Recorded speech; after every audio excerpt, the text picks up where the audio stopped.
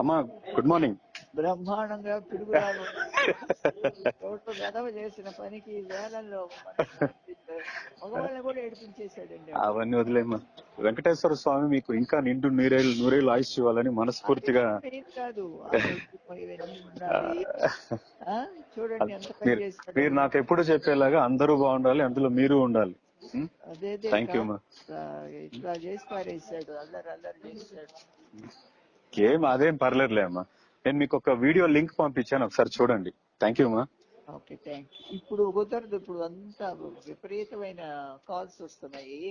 నేను తర్వాత చూస్తాను. అమ్మ మీ అభిమానులకి ఏమైనా చెప్తారా పని? నేను అది మా ఫ్రెండ్స్ కి చెప్తాను. ఏం లేదు, చెప్పేది ఏం లేదు.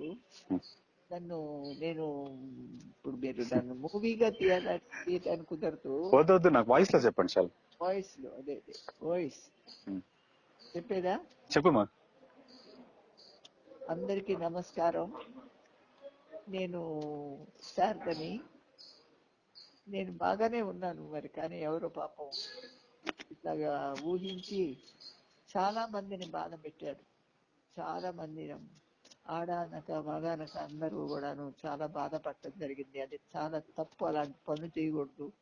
పని పాట లేని వాళ్ళు ఇంకేదన్నా పని చూసుకోవాలి, కానీ ఈ పనికి మాలిన పనులు చేసి మనుషులు లేదా చేయడం చాలా తప్పు.